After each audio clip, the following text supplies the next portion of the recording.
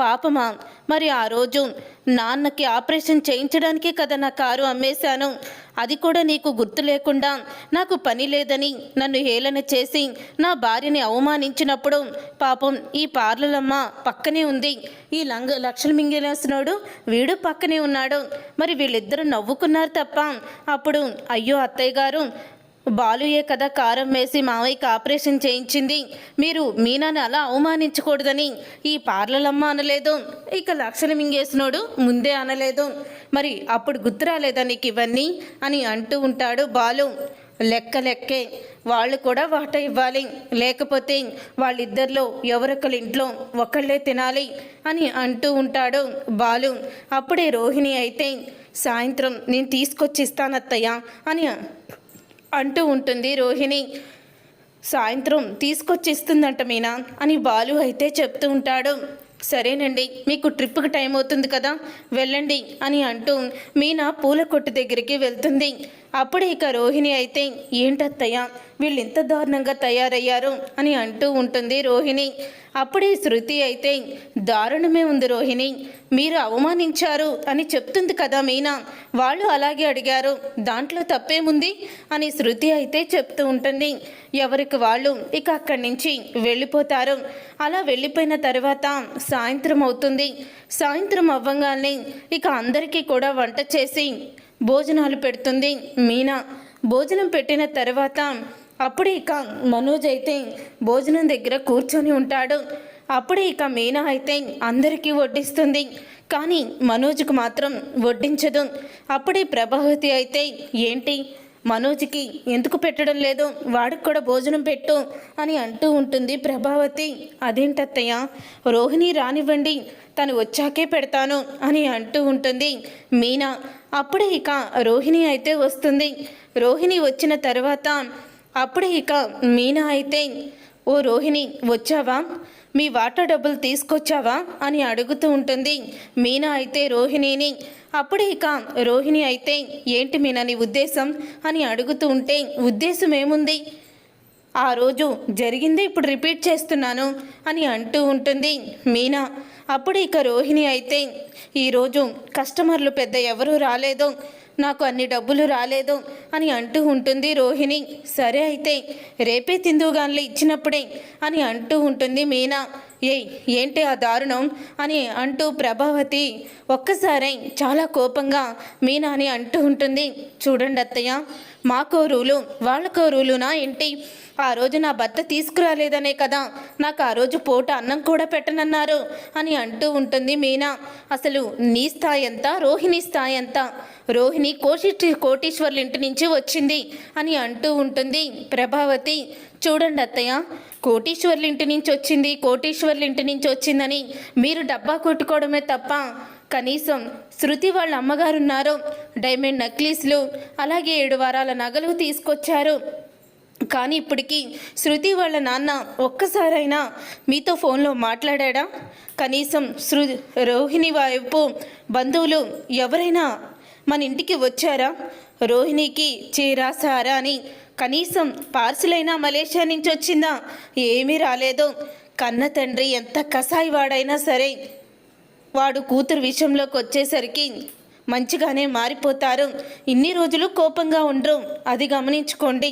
మరి మీ కోడలు కోటీశ్వరాలా కాదా అని మీనా అయితే చెప్తుంది. అప్పుడే ఇక బాలు, అమ్మ మీనా నీలో ఇంత టాలెంట్ దాగుందా, నీ టాలెంట్ ముందు నా టాలెంట్ ఎంత అని బాలు అయితే అంటూ ఉంటాడు. ఇన్ని రోజులు సహనంతో ఓర్చుకున్నాను కాబట్టే నన్ను నా పుట్టింటి వాళ్ళని అందరి ముందు లోకుగా మాట్లాడారు, కానీ ఈసారి నుంచి అలా జరగదు అని అంటూ ఉంటుంది మీనా.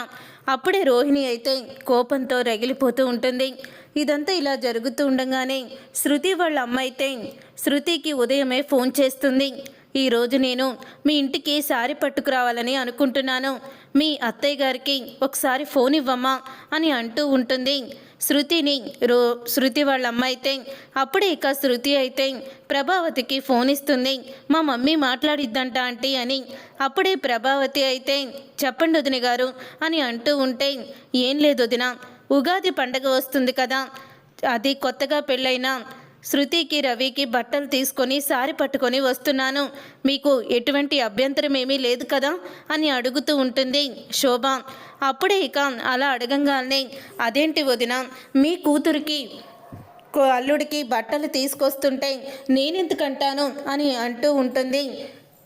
ప్రభావతి అయితే తీసుకురండి అని చెప్పడంతో, సరే వదిన, నేను 1 గంటలో బయలుదేరుతాను అని అంటూ ఉంటుంది శోభ. తర్వాత ఇక శోభ అలా అనంగాల్ని అప్పుడే ఇంకా ప్రభావతి అయితే నిజంగా రవిగాడు చాలా అదృష్టవంతుడు అని రవిని తలుచుకుంటూ ఎంతో ఆనందపడుతూ ఉంటుంది. ఇక శోభ అలా ఫోన్ పెట్టేశాక పక్కనే శృతి వాళ్ళ నాన్న సురేంద్ర అయితే అంటూ ఉంటాడు, శృతిని ఆ ఇంటికి పంపించి శాశ్వతంగా ఆ ఇంటిని నాశనం చేసి మళ్ళీ మన శృతిని ఇంటికి తీసుకొస్తానని చెప్పి ఇప్పుడేమో సారీ అంతా డబ్బులు నగలు తీసుకెళ్ళి ఇస్తున్నావా అని అడగడంతో, అప్పుడే ఇక అది విని, ఇప్పుడు మొదట్లో ఇలాగే ఉంటుంది, నేను వేసుకున్న ప్లాను వేరేలా ఉందిలేండి అని అంటూ ఉంటుంది శోభ. అప్పుడే ఇక శోభ అయితే మంగళ వాయిద్యాలతో మరి సారి పట్టుకొని వస్తూ ఉంటుంది. అలా మంగళ వాయిద్యాలతో సారి పట్టుకొని వస్తున్న వాళ్ళని చూసి అందరూ కూడా ఆశ్చర్యపోతూ ఉంటారు. అప్పుడే ఇక సత్యమైతే, ఏంటి ప్రభావతి ఇది, సారి పట్టుకొని మరీ ఇంత ఆర్భాటంగా రావాలా అని అంటూ ఉంటే, వాళ్ళ సాంప్రదాయం ఏమోనండి, అయినా నలుగురికి తెలిసిద్ది కదా మనం ఎంత గొప్పవాళ్ళమో, మన రవి ఎంత గొప్పవాడో అని అంటూ ఉంటుంది ప్రభావతి. అప్పుడే ఇక సత్యమైతే శోభ రాగాల్ని, ఏంటమ్మా ఇది ఇంత ఆర్భాటంగా ఎందుకు అని అంటూ ఉంటాడు. ఎలాగో వాళ్ళ పెళ్ళిని కళ్ళారా చూడలేదు, కనీసం ఇప్పుడు ఈసారి నన్న ఇలా వైభవంగా తీసుకురావాలని అనుకున్నాము, అందుకే అలా తీసుకొచ్చామన్నయ్య అని అంటూ ఉంటుంది శోభ. అయ్యో వదిన, ఆయన మాటలకేముందిలే, నువ్వు లోపలికి రా అని అంటూ ప్రభావతి లోపలికి రమ్మని పిలుస్తుంది శోభాని. ఇక లోపలికైతే వెళ్తారు. చాలామంది ఆడవాళ్ళు ప్లేట్లతో స్వీట్స్, ఫ్రూట్స్ అన్నీ కూడా అన్ని రకాలు తీసుకొస్తారు. అప్పుడే ఇక ఏంటి మమ్మీ ఇదంతా అని అంటూ ఉంటుంది శృతి. అయితే ఏం లేదమ్మా, ఇవన్నీ కూడా తక్కువే, నా కూతురికి ఇంకా చాలా చాలా ఇవ్వాలని నా కోరిక అని అంటూ ఉంటుంది శోభ. ఇక ప్రభావతి చాలా మురిసిపోతూ ఉంటుంది. చూడు, ఉగాది పండక్కి నువ్వు అల్లుడు తప్పకుండా ఇంటికి రావాలి, మీ ఇద్దరికి బంగారం తీసుకొచ్చాను, నీకు డైమండ్ నెక్లెస్, అల్లుడు గారికి చైను, బ్రాస్లెట్ తీసుకువచ్చాను అని చూపిస్తూ ఉంటుంది. ఇక అవి చూసి ఒక్కసారే ప్రభావతి షాక్ అయిపోతూ ఉంటుంది. అలాగే పక్కనే ఉన్న రోహిణి అయితే, ఈవిడ గారు ప్రతిసారి వచ్చి ఏదో ఒక గోల్డ్ ఐటమే ఇస్తుంది, నన్ను ఇవి చూసి నన్నేమంటారో అని చాలా టెన్షన్ పడుతూ ఉంటుంది రోహిణి. తర్వాత ఇలాగ జరుగుతుండగా ఇక ప్రభావతి వాళ్ళకు కూడా బట్టలు తీసుకొస్తుంది శోభ. మాకు ఇవన్నీ ఎందుకు వదిన గారు అని అంటూ ఉంటే, అది మా సాంప్రదాయం, వియ్యాల వారికి కూడా తీసుకురావాలి అని శోభ చెప్తూ ఉంటుంది. అప్పుడే ఇక చీర ఓపెన్ చేసి చూస్తుంది ప్రభావతి. అయితే అలా చీర ఓపెన్ చేసి చూడంగానే పట్టు చీర చూసి షాక్ అయిపోతూ ఉంటుంది. అబ్బో, పట్టు చీర చాలా కాస్ట్లీ ఉంటుంది అని అంటూ ఉంటే, ఎంత వదిన గారు, 25,000 అని అంటూ ఉంటుంది శోభ. నా జీవితంలో ఇంత ఖరీదైన చీర నేను కట్టుకోలేదు వదిన అని అంటూ ఉంటుంది ప్రభావతి. అయితే తర్వాత అదే టయానికి మీనా వాళ్ళ అమ్మ పార్వతి వస్తుంది. ఇక పార్వతి రావడంతో ప్రభావతి పార్వతిని చూసి అంటూ ఉంటుంది, ఏంటి ఈ టైంలో వచ్చారు, ఎందుకు వచ్చారు అని అడుగుతూ ఉంటుంది. అప్పుడే మీనా అయితే, అదేంటత్తయ్య, ఇంటికి వచ్చిన వాళ్ళని లోపలికి రండి అనాలి, ఎందుకు వచ్చారని అడుగుతారేంటి అని మీనా అంటూ ఉంటే, అప్పుడే ఇక ప్రభావతి అయితే, అదే రండి అని పోయి అలా అన్నానులే, అయినా అదేంటో మరి చెప్పా పెట్టకుండా వచ్చారు అని అంటూ ఉంటే, అప్పుడే ఏం లేదు వదిన, పండగ వస్తుంది కదా, అల్లుడిని కూతుర్ని ఇంటికి రమ్మని చెప్పి బట్టలు పెడదామని ఈ స్వీట్స్ అన్నీ కూడా తీసుకొచ్చాను అని అంటూ ఉంటుంది పార్వతి. అయితే అయినా ఫోన్ చేయకుండా అలా వచ్చేయడమేనా, అసలు చూడండి వదిన, మీకున్న బుద్ధి కూడా ఆవిడికి లేదు, మీరు ఫోన్ చేసి తేవచ్చా అని అడిగి మరీ తీసుకొచ్చారు, కానీ ఈమె మాత్రం చెప్పా పెట్టకుండా తీసుకొచ్చేసింది అని అంటూ ఉంటుంది ప్రభావతి. అప్పుడే ఇక మీనా అయితే, ఆవిడ మాటలు నువ్వేమీ పట్టించుకోకమ్మా, ఎప్పుడూ అలాగే కదా మాట్లాడేది. ఎన్నా కొత్తగా నిన్ను గౌరవించి మర్యాద చేస్తే నువ్వు ఆశ్చర్యపోవాలి కానీ అని మీనా అంటూ ఉంటుంది. అప్పుడే ఇక పార్వతి అయితే ఒక ప్లేటులో స్వీట్స్, తను తీసుకొచ్చిన బట్టలు అన్నీ కూడా పెడుతుంది. ఇంతలో శృతి అయితే ఆ స్వీట్స్ అన్నీ కూడా చూస్తుంది. చూసి ఇవేంటంటే బాగున్నాయి అని అంటూ ఉంటే, వీటిని గోరుమిటీలు అంటారమ్మా, నేనే తయారు చేశాను, చాలా బాగుంటాయి, తీసుకోమ్మా అని అంటూ ఉంటుంది పార్వతి. అప్పుడే ఇక శృతి అయితే ఆ స్వీట్ తీసుకొని తింటుంది. ఆంటీ అద్భుతంగా ఉన్నాయి, చాలా బాగున్నాయి అని అంటూ ఉంటే, ఇన్ని రకాలు నేను తీసుకొస్తే ఏది కూడా టేస్ట్ చేయకుండా వాళ్ళు ఆ అనాగారి స్వీట్స్ తీసుకొని అది బాగుందంటావేంటే అని అంటూ ఉంటుంది శృతిని. వాళ్ళమ్మ శోభ అయితే, ఎందుకో మమ్మీ నాకు చాలా బాగా నచ్చిన ఈ స్వీట్స్ అయితే, ఇవన్నీ నార్మల్గా నేను ఎప్పుడు తినేయే కదా అని అంటూ ఉంటే, అప్పుడే ఇక శోభకి చాలా కోపం వస్తుంది. సరే నేను వెళ్ళొస్తానని ఇక వెళ్ళిపోతుంది. అయినా ఈ టైంలోనే రావాలా, పాపం అంతసారి తీసుకువచ్చి కూతురు ఏది తినలేదని తను చూడండి ఎంత బాధపడుతుందో అని అంటూ ఉంటుంది ప్రభావతి. అప్పుడే ఇక ప్రభావతి అలా అనగానే బాలు అయితే, సరేలేండి అత్తయ్య గారు మీరు ఇవ్వండి అని అంటూ ఉంటాడు బాలు. ప్రభావతిని మాటల్ని పట్టించుకోరు. అప్పుడే ఇక రోహిణి అలా చూస్తూ ఉండిపోతుంది. రోహిణి అలా చూస్తూ ఉంటే, ఏంటి రోహిణి నీకంటూ ఏమీ రాలేదా, మీ నాన్నగారు పండక్కి మీకు ఏమీ పంపించలేదా అని అడుగుతూ ఉంటుంది శృతి. నా గొడవ నీకెందుకే అని అనగానే అప్పుడే ఇక బాలు అయితే, చూడమ్మా డబ్బుడమ్మా, ఎంత లేనోళ్ళైనా మా అత్తగారు తనకి ఉన్నంతలో మాకు తీసుకొచ్చిస్తుంది. అలాగే మీ అమ్మ వాళ్ళు కోటీశ్వర్లు కాబట్టి వాళ్ళు కూడా మీకు తీసుకొచ్చిస్తారు. అసలు మలేషియాలో ఉన్న వాళ్ళ నాన్న ఎప్పుడు ఏం పంపిస్తాడో తెలీదు. ఇంటి నిండా బంగారమే, ఇదిగో పార్లల్లమ్మకి ఒంటి నిండా బంగారమే అని అంటూ బాలు అయితే మామూలుగా అంటూ ఉంటాడు. అప్పుడే ఇక రోహిణి ఆ మాట విని కోపంగా లోపలికి వెళ్ళిపోతుంది. అలా లోపలికి వెళ్ళిపోయిన రోహిణి అయితే కోపంగా వెళ్ళిపోయిందని ప్రభావతి రోహిణి దగ్గరికి వెళ్ళి, చూడమ్మా రోహిణి, బాలు అన్నాడనే కాదు, అసలు మీ నాన్నగారు మాతో ఎందుకు మాట్లాడరు, ఫోన్ నెంబర్ ఇవ్వమంటే నువ్వు ఇవ్వను కూడా ఇవ్వవు. చూడు ఎలాగైనా సరే మీ నాన్నగారు పండక్కి ఇక్కడికి రావాలి, నువ్వేం చెప్పినా సరే నేను వినిపించుకోను అని అంటూ ఉంటుంది ప్రభావతి. అప్పుడే రోహిణి అయితే ఏం చెయ్యాలా అని తన స్నేహితురాల దగ్గరికి వెళ్తుంది.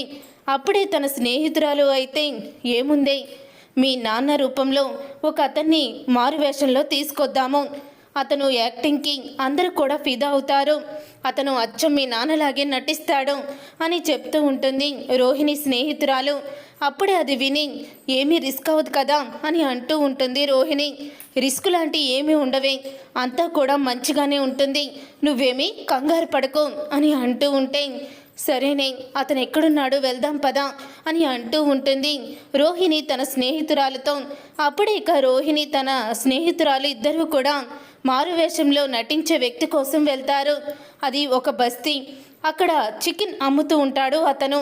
అది చూసి ఒక్కసారే షాక్ అయిపోతూ ఉంటుంది రోహిణి అయితే, ఏంటే అతనేమో చికెన్ కొట్టుకుంటున్నాడు, నటిస్తాడా అని అంటూ ఉంటే, అతను వెనకాల చూడే, అతను వేసిన వేషాలు ఎన్నున్నాయో, బాగా నటిస్తాడు అని అతన్నైతే పిలుస్తారు.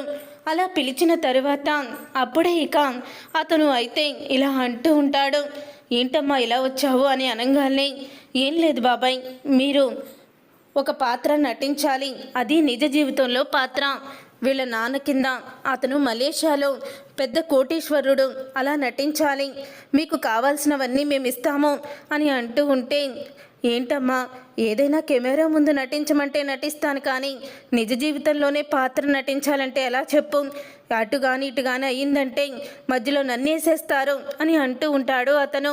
మీకు అలాంటి రిస్క్ ఏమీ రాదు బాబాయ్, అయినా ఇది మీకు సినిమాలో ఛాన్స్ రావడానికి నేను చేసే ప్రయత్నం, ఎందుకంటే వీళ్ళు ఒక షార్ట్ ఫిలింగా తీస్తున్నారు, కానీ ఎవ్వరికీ కూడా తెలీదు, మనలో ఉన్న నటుల్ని బయటికి తీయడానికి డైరెక్టర్ ఇది వేసిన ఒక వెత్తు అది మాకు తెలిసిపోయింది.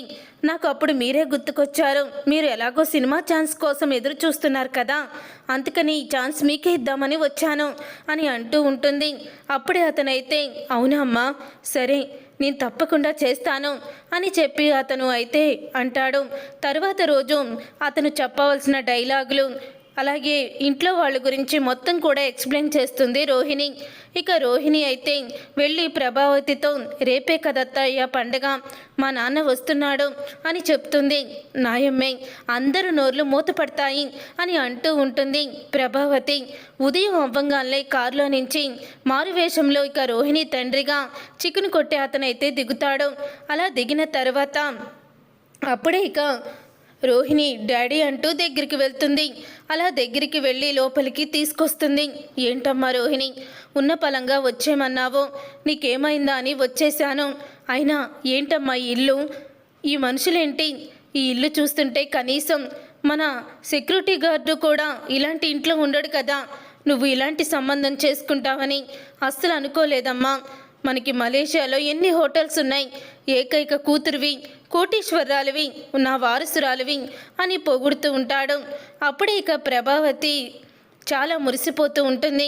ఇంతలో శృతి వాళ్ళమ్మ శోభ అయితే అక్కడికి వస్తుంది. శృతి వాళ్ళమ్మ శోభ వచ్చిన తర్వాత రండి వదిన గారు, ఈయనే రోహిణి వాళ్ళ డాడీ మలేషియా నుంచి వచ్చారు అని అంటూ ఉంటే ఓ మీరేనా, ఎలా ఉన్నారు అని అడుగుతూ ఉంటుంది. శోభ నేను బాగానే ఉన్నానండి అని చెప్తూ ఉంటాడు. ఇక రోహిణి తండ్రిగా వచ్చిన అతనైతే ఇంతలో డ్రైవర్ అయితే వస్తాడు. మ్యామ్ ఫోను మీరు కారులో వదిలేశారు అని ఫోన్ తీసుకొని డ్రైవర్ అయితే వస్తాడు. ఆ డ్రైవర్ వచ్చిన తర్వాత అప్పుడు ఇక డ్రైవర్ అయితే ఫోన్ ఇవ్వంగానే ప్రభావతి గారు మీకు ఒక వీడియో చూపిద్దామని వచ్చాను చూడండి అని వీడియో అయితే చూపిస్తుంది. ఇక ఆ వీడియో చూపించగానే ప్రభావతి ఒక్కసారే షాక్ అయిపోతూ ఉంటుంది. అప్పుడే ఇక ఆ వీడియోని అందరూ చూస్తారు. అదే వీడియో అంటే రోహిణి తన తండ్రిగా నటించమని మారువేషంలో చికెన్ కొట్టుకునే వ్యక్తి దగ్గరికి వెళ్ళి అడగడం అంతా కూడా ఆ వీడియో ఆ డ్రైవరే వీడియో తీసి శోభకైతే ఇస్తాడు. శోభ వచ్చి ఆ వీడియోని ప్రభావతికి చూపిస్తుంది. ఆ వీడియో చూసి ప్రభావతి ఒక్కసారే స్టన్ అయిపోతూ ఉంటుంది. ఇతను నీ తండ్రి కాదనమాట, అంటే నీకు తండ్రి లేడా, నువ్వు అసలు కోటీశ్వరరాలువి కాదా అని అప్పుడు ఇక వేషం వేసుకు వచ్చిన అతన్ని చంప పగలగొడుతుంది ప్రభావతి. ఈ అమ్మాయి నటించమంటేనే నటించానమ్మా అని అతనైతే నిజం చెప్పేసి అక్కడి నుంచి వెళ్ళిపోతాడు. అప్పుడే ప్రభావతి రోహిణిని నిలదీస్తూ ఉంటే ఇక మనోజ్ కూడా అడుగుతూ ఉంటాడు, చెప్పు రోహిణి నువ్వు కోటీశ్వరాలువి కాదా అని అంటూ ఉంటే అప్పుడే ఇక కోటీశ్వరాల్ని కాదు, నేను మాత్రం కోటీశ్వరాల్ని కాదు అని నిజాన్ని బయట పెడుతుంది రోహిణి. అది విని ప్రభావతి మనోజ్ ఇద్దరూ కూడా షాక్ అయిపోతూ ఉంటారు. చూసారుగా ఫ్రెండ్స్, రాబోయే కథలో ఖచ్చితంగా ఇలాగే జరగబోతుంది. మరి ఇలాగే జరగాలని మీరైతే కోరుకుంటున్నారా? అయితే వీడియోని తప్పకుండా లైక్ చేసి ఛానల్ని సబ్స్క్రైబ్ చేసుకొని పక్కనే ఉన్న గంట సింబల్పై ఆల్ అని క్లిక్ చేయండి.